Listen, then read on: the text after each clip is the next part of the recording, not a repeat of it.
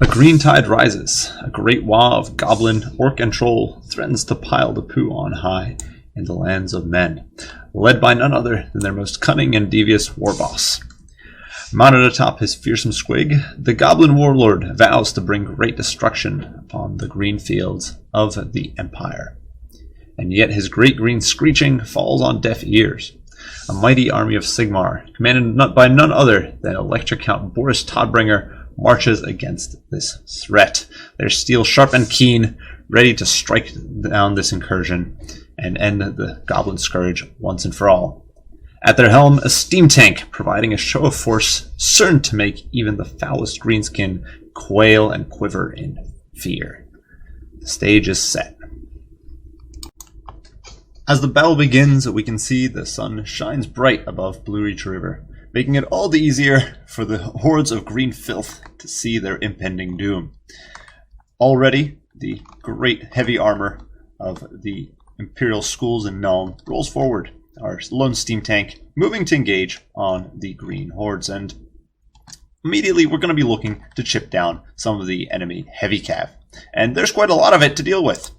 The greenskin build we're seeing here is very heavy on cavalry, no doubt attempting to mock or perhaps mimic the great efficiency of Empire heavy cav. And here we can see a mix of Forest Goblin Spider Riders and Orc Boarboy Big Guns looking to form a significant anti-large presence on either end. And don't be fooled by their hideous faces or ragtag appearance, but Orc Boarboy Big Guns will tear apart basically any Empire heavy cav beneath halberd when it comes to a straight fight. And Forest Goblin Spider Riders make that fight even more efficient because the poison they apply, as well as the saturation they provide in a fight, makes it very difficult for the Empire cavalry to fight back. And with a combo like that on either flank, it's definitely going to be a bit tough for the mix of Empire Knights and Knights of Blazing Sun we brought to squeak by.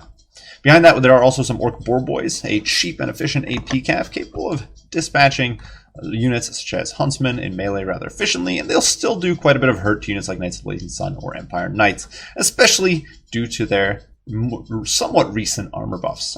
At one point, of course, both of these units had measly armor befitting of such hideous and ill-kempt fools, but unfortunately CA saw fit to give them a bit of additional padding, and for some reason, these guys do now sit at a beefy 85 and 65 armor. For the rest of the composition, well, it's led by a Night Goblin War Boss. This haggard little guy is quite the threat, actually, even though he might not look it. He does have the Fermented Fungi, and that gives him a singular snare, plus he's dirt cheap, and does have AP damage, passable combat stats, and since I don't have any way to snipe him quickly, he's definitely going to be a very cheap yet combat effective presence. Alongside him, two casters here, Giant River Troll Hag coming in with Spirit Leech, as well as her Foul Stench, which is going to be debuffing nearby troops. Mither, of course, to snare foes, such as our Griffin-mounted lords, and Power Stone to get more Winds of Magic, spam more Spirit Leeches, as well as to help the Orc Shaman spam some Gazes of Mork and perhaps some Foots of Gork, and try to chip down our troops. And Orc Shaman here, a bit of an interesting pick to see a double caster like this, since both do come with somewhat costly spells, and you don't get that much Winds of Magic generation. However, the Orc Shaman isn't a terrible combatant, does have some passable stats here on his boar. 310 weapon strength is not awful ever since the buff from 260, I believe. He's definitely become a much more significant threat. Though, of course, no match for the well-groomed Empire State troops. The front line for the Orcs is dirt cheap, a whole bunch of Orc boys as well as Night Goblins. Not going to be a serious threat, of course, to the finery of the state troops and the general martial excellence of our Empire Corps. Behind that, some Orc Arrow boys looking to rain down some missiles, though it's a bit of a surprise that these haggard bows are capable of firing at all. And they are covered here by some nasty Skulkers and hideous Trolls. And Trolls, of course, do provide some bit of mass to potentially stem our heavy cavalry, especially if the Greenskin heavy cavalry is preoccupied. And the nasty Skulkers, of course, can snare key units and drag them into the muck. Though, of course, leadership is a problem on most of these units, and that's definitely going to be something we have to try and exploit with our force. There are also some Forest Goblin Spider Riders, good poison support, as well as some backline harass. And, of course, if they get into melee, they'll be a threat to much of our backline here. Now for our build, of course, we do have the glorious steam tank as well as Boris Todbringer up in the sky, giving us 2 sources of terror against a rather flimsy, when it comes to leadership, Greenskin army. A scything blow from the steam tank, it does knock down several Orc Boar big guns, sending them careening from their hogs and toppling into the beautiful green grass here. The steam tank is already winded, 3 shots, and apparently that is enough to make it just a bit too haggard. Though, as you can see, we've chipped off 10 models on these Orc Boar boys, and that's definitely worthwhile. That is already a decent amount of value gained. Meantime, the annoying Force Goblin Spider Riders do look to chip down our cav, and although we initially mentioned just how weak these troops can be to Greenskin heavy cav, it's important to keep in mind we got a little trick up our sleeve here. A Grey Wizard. That might seem odd with a steam tank on the field, and after all, don't you normally want Lore of Life? Well, in this case, no, actually. We're going with Grey Magic, and that, or Shadow Magic, I should say, and that is for the Withering. This effect does reduce enemy armor by 30, and while normally this isn't necessarily that important, when you can drop an enemy unit from 85 to 55 armor, or from 65 to 35, you make it an incredible amount more vulnerable to something like Knights of Blazing Sun or Empire Knights. It lets your cavalry win that fight they wouldn't otherwise. The 8 leadership debuff stacks on top of the mighty Boris Todbringer's Blood Roar, and makes your foes rout all the easier. We also do have Enfeebling Foe to weaken key targets, and Melkoth's Miasma to help snare and debuff enemy troops. 2 units of Knights of Blazing Sun and 2 Empire Knights are going to be covering the back line here, and a stout line of spears composes our front line. And of course, the Courageous State troops are more than a match for anything the Vagrants from the Misty Mountains can bring against us. Finally, 2 units of Huntsmen here are immediately returning fire on those Force Goblin Spider Riders. These fine forest men are very, very efficient. These fine woodsmen, just very efficient at hunting large targets. And as you can see, the Force Goblin Spider Riders do not want to stick around. They do not want to stay nearby and try their luck against Empire archery. Steam Tank, in the meantime, continues cutting a path through the foe's numbers here. Force Goblin Spider Riders losing many a goblin, and the Orc Boar Big Guns looking to be in a pretty grim predicament.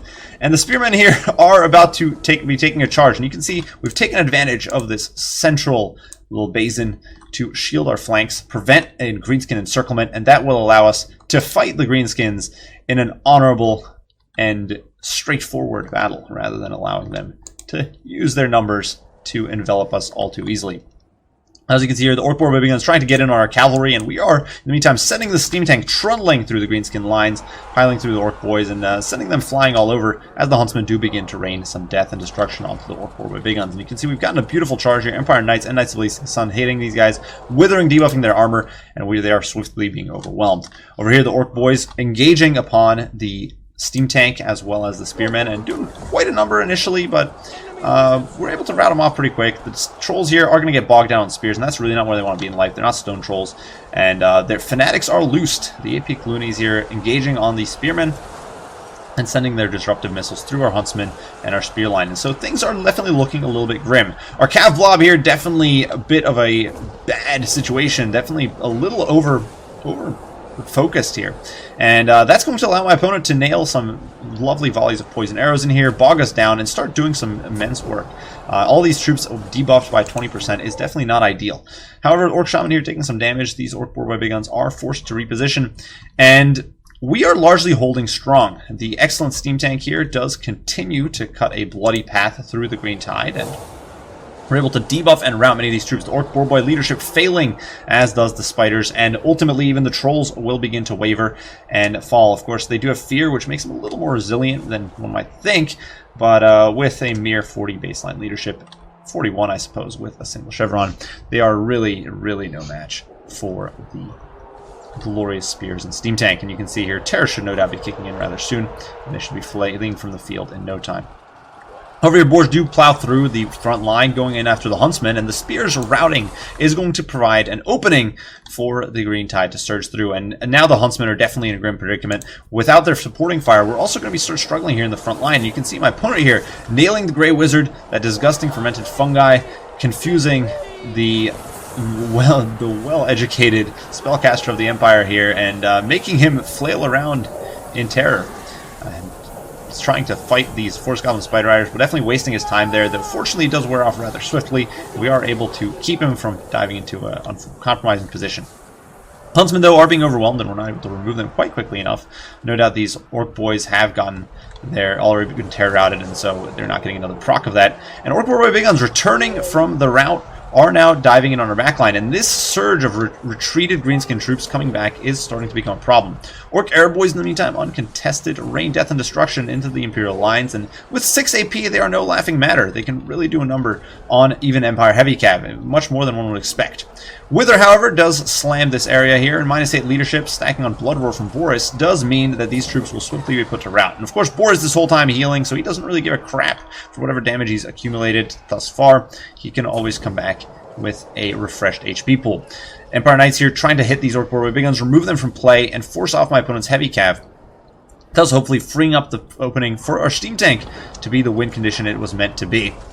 And here we are in the pits. The green swarm collapses upon the steam tank. They know it's a win condition. They see it as the anchor of the Imperial line, and that it very much is. But the steam tank, of course, will not go down without a fight, and there's very little here that can cut its way through null and forged steel.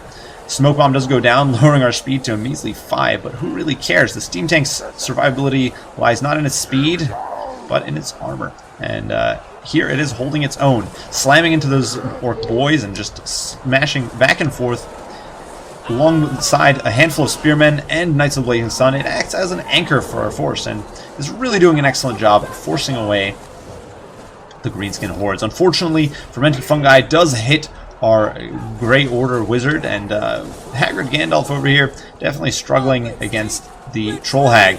Size does in fact matter, as we see, and he is forced to flee the field here, routing on a mere 600 HP, slammed by a Gaze of Mork, and really on the edge of collapse. Nothing keeping him around. Boris, in the meantime, helping rout off some of these Orc Boy big guns, but unfortunately that doesn't mean he's out of position to help against this Orc Shaman, who is going to be pursuing the unfortunate Wizard. Just going hog wild here. But it does look he is very tired, so he is going to struggle to pursue here. The fact that he's been engaged in melee has definitely not helped him. In the meantime, the steam tank does keep trundling forward, plowing through some nasty skulkers and just shrugging off their blows, despite the Night Goblin Warboss's efforts to catch the Steel Behemoth. But Panzervor, it rolls onwards, not allowing the haggard green mob to really put too much of a dent in its morale. But of course, being unbreakable, that is a rather easy mark to achieve, but the steam tank here doesn't allow itself to be slow, doesn't allow itself to be shut down, and simply rolls through whatever the enemy can throw at it. Unfortunately, HP is actually starting to take quite a dip, and that could become a problem in the near future.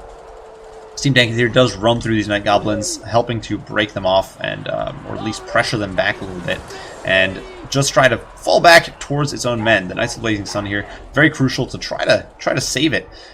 And as you can see, a few haggard Orc boys trying to get in there and prevent the armor's escape.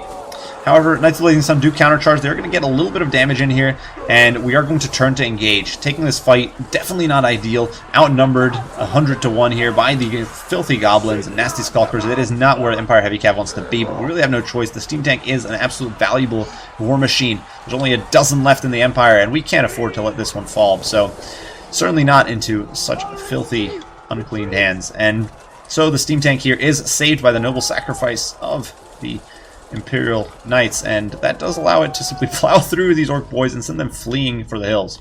In the meantime, some of the state troops are rallying here on the periphery. Spears as well as Huntsmen coming back to the fray, certainly low on models, but more than willing to fight for Sigmar. And as we can see here, Boris does dive in. Fermented Fungi debuffing his melee defense, but it is not going to compensate for just how powerful of a combatant he is. And you can see arrows raining in, poison, the Giant River Troll Hag, all slamming away at the Griffin-mounted general, but he is able to dish out some major pain. He, of course, does have his significant debuffs of his own, and if we look here at the tab, we can see the White Cloak of Ulrich debuffing enemy melee attack, as does Crush the Weak, and the steam tank does trundle in two Imperial Juggernauts, just slamming into the Greenskin lines and forcing them back.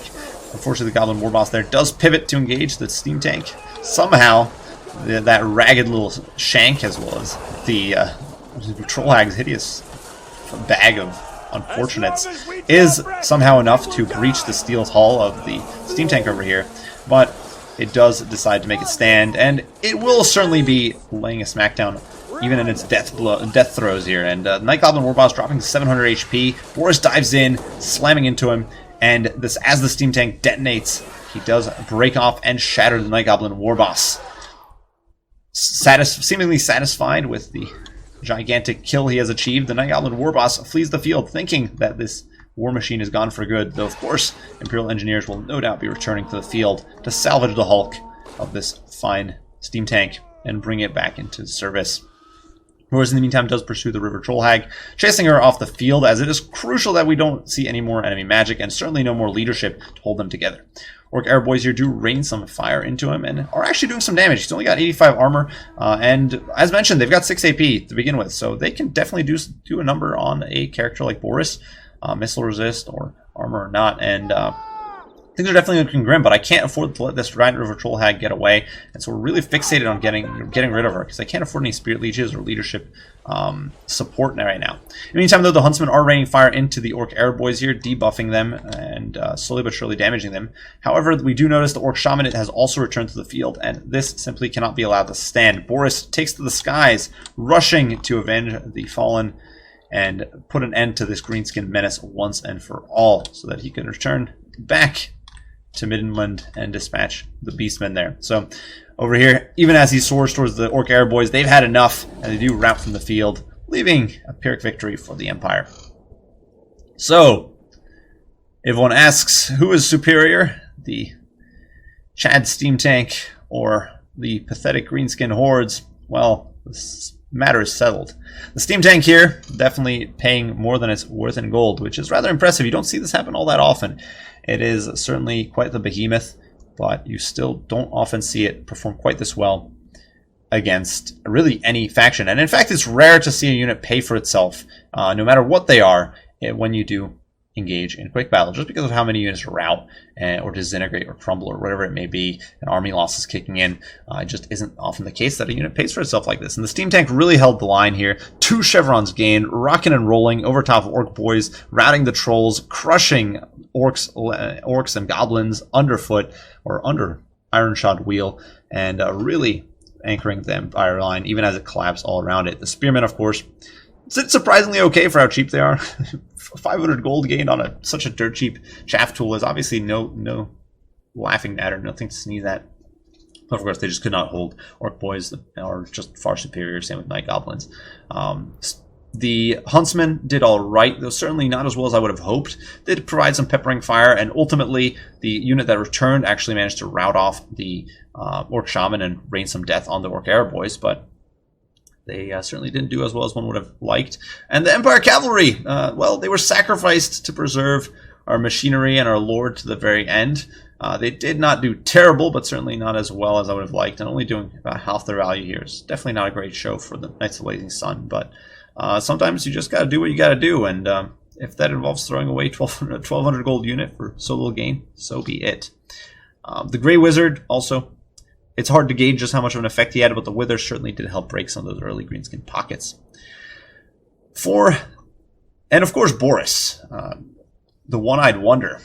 1,930 value, 9,500 HP damage dealt. Nowhere coming near to the steam tank, though of course the targets he fought were of much greater quality. The Night Goblin Warboss and the Giant River Troll Hag, of course, both much more expensive targets. Much more powerful individual targets, and so it's to be expected that he wouldn't rack up as much damage, but still gets quite a lot of value. For the Greenskin force, well, the Hero Squad did a lot, each of them gaining over 1,500 in value. Even the Orc Shaman, who basically spent most of the game throwing out silly Gazes of Mork and get relatively little done, still gained 30 kills. He did drop a Foot of Gork, though a very inefficient one. We dodged most of it with our cavalry. He did still rake in 1,600 damage worth. The Giant River Troll Hag got 1,500 damage. The Night Goblin Warboss, of course, 1,500, and also managed to help snare and kill off the Grey Wizard, which was a big win there. That fermented fungi, disgusting. And in fact, both him and the Troll Hag took down the tank. So clearly, rusty shanks and hideous grocery bags are enough to beat through a Imperial war machine. For the rest of the army, the Orc boys did not perform up to snuff. Certainly did much worse for their cost than the Imperial front line, and that no doubt boils down to units like the Knights and the Steam Tank really being geared to run such units over. The Steam Tank, potentially, if it had survived into late game, would have been an absolute menace against any infantry that remained. AP Gloonies, of course, didn't do as well as one would have thought. They're usually a unit that pays for itself easily, but their Soul Fanatic cast didn't do as much as my opponent probably hoped. Orc Arab boys, however, really carrying the Orc army on their back.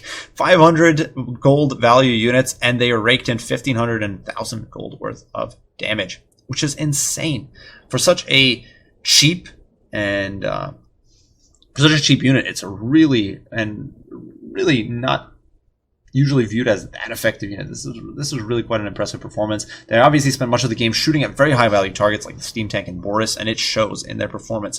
An entire chevron gained here, a lot of value, and definitely a very, very impressive sight to behold. And had perhaps the Greenskins been a little more cautious and managed to snare down Boris, maybe managed to rampage him with the fermented fungi, these guys might have been able to put out enough damage to put him in the dirt, and that could have been enough to swing that game. Just a sliver more caution perhaps with the heavy cav or anything just to preserve a front line, and it could have been enough. Force Goblin Spider Riders didn't really net much value, got routed very easily and just run off. Obviously not meant to fight heavy cav, and there wasn't much for them to fight here. It's just a bunch of trash troops and heavy, and then very elite heavy cav and steam tanks. So yeah, Force Goblins not getting much value. War Boys did all right, though the big guns less so. Obviously taking steel shots to the face does tend to diminish one's bloodlust and desire for conflict, even an orc. And yeah, they just weren't able to stick around and hold on to the bitter end, and thus their damage output not great, especially because my opponent didn't have an immune to psychology character, no Black Orc Big Boss, no Grom. These guys really just couldn't stick around. And I think you really do want Grom or a Big Boss if you want to go with a very wide or build like this one. The Spider Riders, similar issues to the ones for the normal Spider Riders, just didn't have too many targets. And the Trolls, 283 damage value, very little done. Basically got bogged down on spears in the Steam Tank and run off the field in ignominious fashion. And yeah, kind of got wrecked. But very well played here. Devon Karstein obviously seems to be controlling off faction here, but the Greenskin play and micro was definitely very solid and nice varied build to see here. It was really impressive to see just how much could get done by such a cheap character like the Night Goblin War Boss, raking in massive value with this hero squad here, as well as getting such massive value of the Orc Bearer boys. And just a few different plays here or there could have been enough perhaps to shift the tide. Really was just Boris and a handful of huntsmen at the end, and perhaps just having preserved the Night Goblin Big Boss to the end game with maybe a fermented fungi could have perhaps been enough to just decide that entire battle. But very well played there. Hopefully you guys did enjoy some delightful Empire and Greenskin shenanigans. As usual, leave your thoughts, opinions, comments, and critiques down below. I'll do my best to respond as soon as I can. I do thank you all for watching, and we'll see you all in the next one. Bye for now.